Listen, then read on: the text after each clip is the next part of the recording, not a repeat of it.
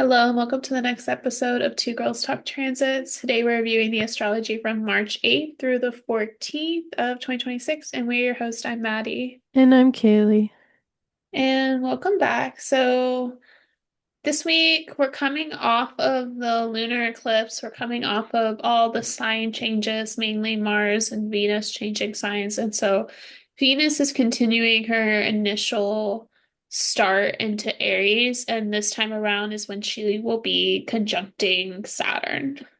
Yeah, last week we had she conjunct Neptune first. Right. And Yes. Go ahead. they're I was just saying they're finally like separating out a little bit from like Saturn, Neptune at least are conjuncting from. Mm-hmm. So there's a little bit of degree, and again, we're never gonna have that exact conjunction again, but they're still very much close. But yeah, Venus meeting Saturn is definitely gonna be a limiter. It's going to feel limited, it's going to feel more restricted, it's going to feel a little bit kind of like you have to take a lot of action onto the things that you want. Mm-hmm. Um, because I do think that's very much the vibe of like Aries and Venus in Aries and then Saturn in Aries. Those two, one, both fallen and detriment in Aries, but Venus is about more ease and attraction and beauty and the aesthetic things. Saturn is about like slow, long-term structures, and it is the planet of like decrease and just long stability things that don't require a lot of hard, fast work. But they're both in Aries right now. So I just feel like you're going to really feel the fact that things aren't easy. The Venus part, like there's no gifts, there's no like just things falling into your lap, but you still want something, and that wanting something requires a lot of quick or harder work versus just a slow, steady pace that maybe you would feel more comfortable doing. And it can just, I feel like it's just a day where you kind of have to realize that maybe what you want or maybe what you desire is taking a lot more effort, a lot more work, or you have to take a risk or you have to do something outside of the box that would be very Aries. How do you see it? Yeah, something a little more uncomfortable. I also think it's important that all of it's being ruled by that Mars and Pisces. So I think that's gonna like evoke some like sadness over the whole thing, or like just this feeling of like yeah, and just like those typical Pisces feelings, like just feeling sad or maybe down or maybe um not super not super like fiery about the whole thing.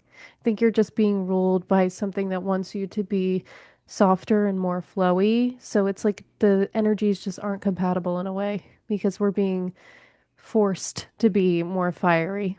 Yeah.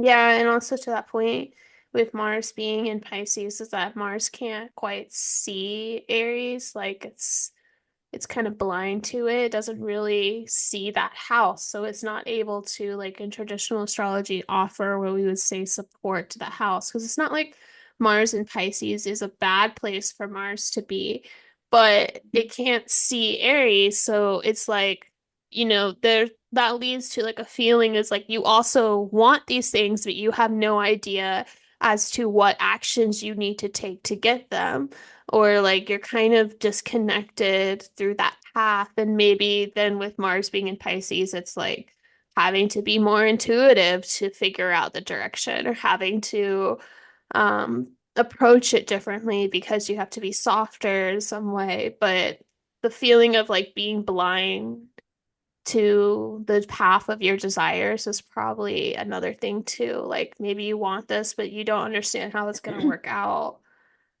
which Yeah. is on par with the Mercury retrograde too. Yeah, I think that's definitely true. I think like Venus meeting Saturn here is kind of it's like this transition that we have of Venus energy in general. Like we were transitioning from such like a soft Venus space, like being in Pisces like a couple days before this. And then like we immediately meet the confusion of Neptune and then right after that the restrictions of Saturn, all while we're in this like Aries ruled sign with or this like Mars ruled sign. So I think just like even in general, like the comforts associated with Venus, like things aren't going to feel very comfortable during this period of Venus being in Aries in general. I think we're going to just feel like an overall tone of like you're having to push yourself harder than you want to, or like you mentioned, like go at a faster pace than you want to. So I think, yeah, some of those comforts are being like left behind, at least for the month of March. Yeah, I mean, all it goes down to is like, what does Mars want from you? You know, Mars wants Yeah. you to fight for something. It Mm-hmm. wants you to like challenge yourself and push yourself to some boundary. And that means that areas of your life, especially areas of like ruled by Venus that are not used to doing that, are being asked to do that. And yeah, it's just uncomfortable. But I think kind of makes sense. Like we're coming off of an eclipse. Like the energy Yeah, it's is uncomfortable. Yeah. right. Yeah, that Yeah. kind of works out. Yeah. I would also look to like the Taurus and Libra ruled houses of your chart and see just going to get a little bit more uncomfortable and more like you have Yeah. to push for feeling at ease in that area of your life. Um, yeah, I think that'll inform things a little bit more too. Yeah, I agree. It'll Yeah. just be adjustment. Cool. Anything else you want to say about that? No, we can move on. Okie dokie. So on that same day, actually, we have the Mercury retrograde trining this Jupiter retrograde, and Jupiter actually will move direct in 2 days. So this is like a final little conversation I think that we're having with this retrograde Jupiter. Um, it's just giving like big review since like Mercury's already in a review period. Jupiter's in a review period. I think it's mostly asking us like how can we wrap up whatever we've learned while Jupiter went backwards in the sky? It's been ruling, or it's been in Cancer, ruled by Cancer, so ruled by the moon. So, yeah, like what has happened in this Cancer part of your chart? How have you like went back and went over things, or maybe so like, how can I explain? Like, for example, I think, um, like it was expanding for me third house things. So third house for me is like very much representational of like my sisters and my like immediate community, like people that I see every day, day to day. Um, I think for me, like the Jupiter retrograde period has been like spending more time with those things, like allowing them to expand more through like depth and like getting to know things a little bit better, like getting to know my sisters a little bit better, getting to know people in my community a little bit better. And um, I don't think that like that expansion would have necessarily happened if I hadn't been able to like spend as much time or like go as deep with those topics, if that made sense. So, um, yeah, I think like looking at your Cancer house in your chart also can really inform you. Like, how have things expanded? How have you maybe went deeper with those things? And what have you gained from it? And this day, I think particular can bring in some of those messages. What do you think? Yeah, I think that's a good point. I was also looking the first time that Mercury trine Jupiter in these signs was actually the day right before our first eclipse in Aquarius. And so that's interesting because now it's happening the second time It is. after the Virgo eclipse. Uh, so I just wonder if there is like a kind like a storyline that's being tied in together. Like although the eclipses have been happening in two different signs, in Aquarius and Virgo, and those signs are pretty separate and generally do not see each other and generally do not interact. At the same time, there is something with like the interaction with Mercury and Jupiter, like expanding the messages around those time periods. So just maybe to like, yeah, you are understanding like what Jupiter's been expanding in the past year. And you're also understanding maybe like what have you been reviewing with Mercury retrograde in Pisces and how is that related through all the events that have unfolded from the first eclipse in mid-February through now as to like maybe there's some relationship between the two or the story, or you're reviewing something from mid-February now again in early March because of this Hmm. interaction too. Yeah, Yeah. And yeah, I think Jupiter in a qualifier, yeah, to your point, yes, can definitely be like Mercury giving messages as to what Jupiter's expanding. Jupiter will also expand Mercury in this sense, and like the messages that you're reviewing with its Mercury retrograde in for Pisces, sure. and any relation, those houses are related, but like any relationship between those two houses too. And yeah, that like storyline, but just a lot of information, like I don't know, like I kind of see this as like a storyline that is playing out from the eclipse season too, and then maybe just having to review some of those things that started at the very and during that first eclipse in Aquarius. Yeah, for sure. I can also see it too, like to your point about like it having like this relationship to the eclipses. Mercury does rule Virgo, and we just had the Virgo eclipse the week before. So if we watch it like Mercury's interactions like post the eclipse, we can maybe get some more information about like the story unfolding relating to that eclipse. So it very much can also be like things that are like messages about things that you've either released with the eclipse or are expanding with the eclipse. Like you're just gaining more insight about that eclipse in general because of the ruler being Mercury meeting Jupiter. Yeah, and I think it is a lot of information because Mercury conjuncts the sun right after the eclipse, and then Mercury trines Jupiter. So it's like all this like just that's like gives like overload of information, Right, honestly. right. Like, oh, here's everything that you've been hidden. Because you got to think too, like eclipses are marked by ancient times as like hiding something or obscuring something from that's obvious, and like, but like either bringing it out into the opening or hiding it. And so I wonder if like during this period of time this week is like when you realize all the things you've been missing from the eclipse, or maybe you're finally talking about all the things that have been going on with you Right. hidden wise. Yeah. Oh yeah, for sure. Yeah, like bringing things to light. Yeah, Yeah. interesting. Yeah, it'll be interesting to see nonetheless. But I think paying attention to, yeah, Mercury's like development will be a lot of clues. I think it is going to tie back to the eclipse moment. Yeah, I think so. We're still deep in the eclipse season, so it's Yeah, just gonna continue. But for sure.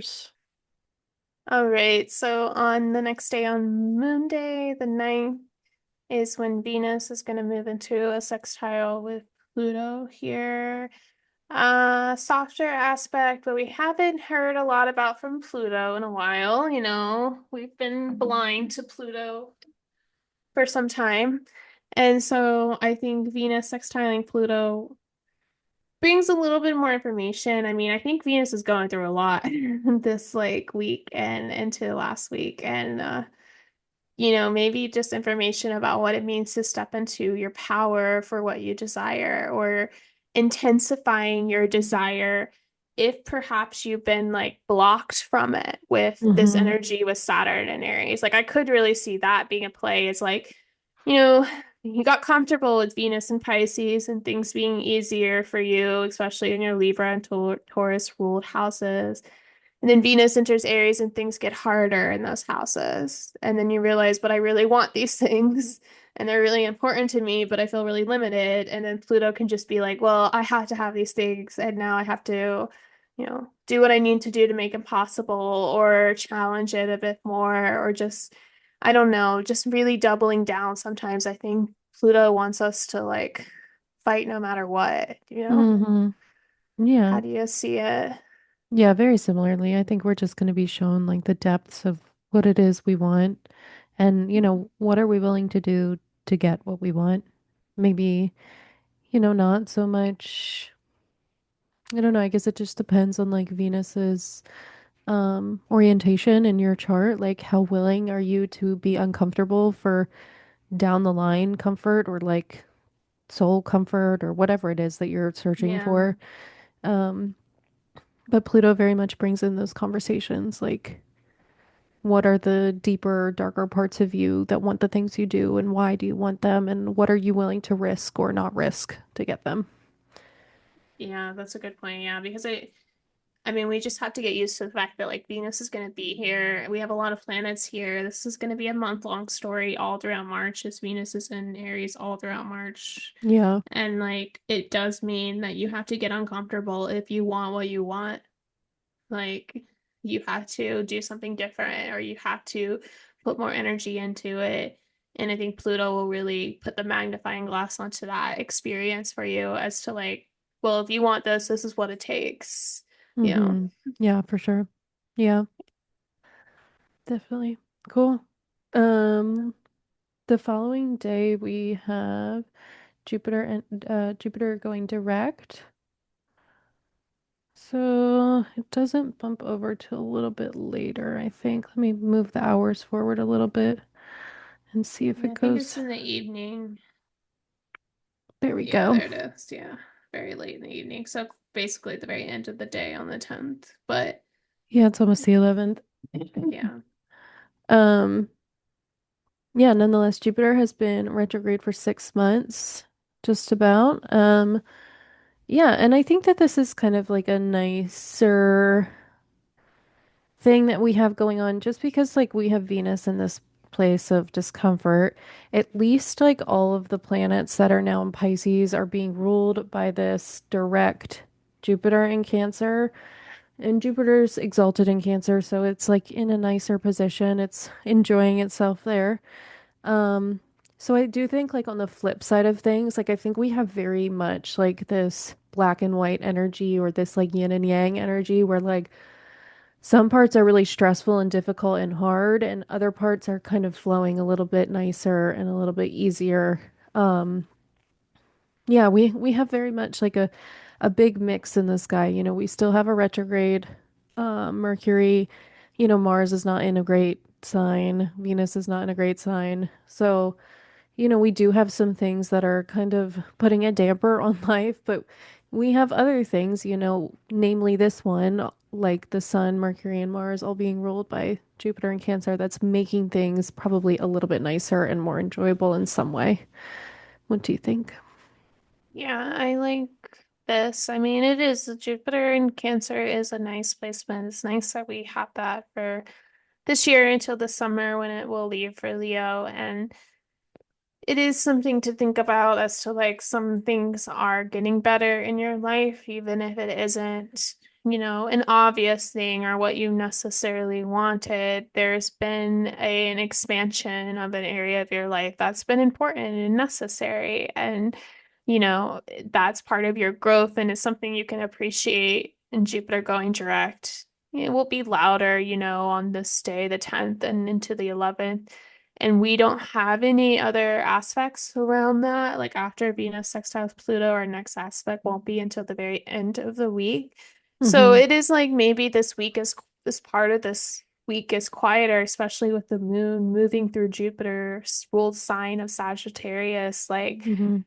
a moment where you can just appreciate like where you have this growth or where this growth has been beneficial to you and like what you have accomplished from it? What has been easy? What's been nice? Where do you feel like a leader or just like really proud of yourself in some way? A little bit of ego that Jupiter likes. It's okay to like lean into that.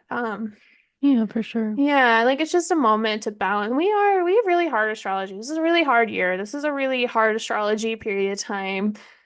Take these couple days around Jupiter going to direct to just celebrate yourself or do what is easy and comfortable and you enjoy. Yeah, I think too, like when Jupiter moved into Cancer, we had some area of our life that we were expanding, and then like as soon as it went retrograde, that part of our life that were expanding, we kind of like went backwards and like worked on things. Like Yeah. it maybe didn't like continue to grow. It was like maybe something that we were just like reviewing and kind of spending time on. And I think like when it moves direct again, like we might start having some of those like physical manifestations of growth that we can actually like tangibly see that aren't so much like behind the scenes. So, like you mentioned, I think it will be nice. Like, if you start seeing some wins or seeing some areas of your life growing again, like that can be nice and gratifying if we haven't been like necessarily seeing that. A lot of things have kind of felt like they were at a stalemate or they were a little bit slower growth than you would have liked to see.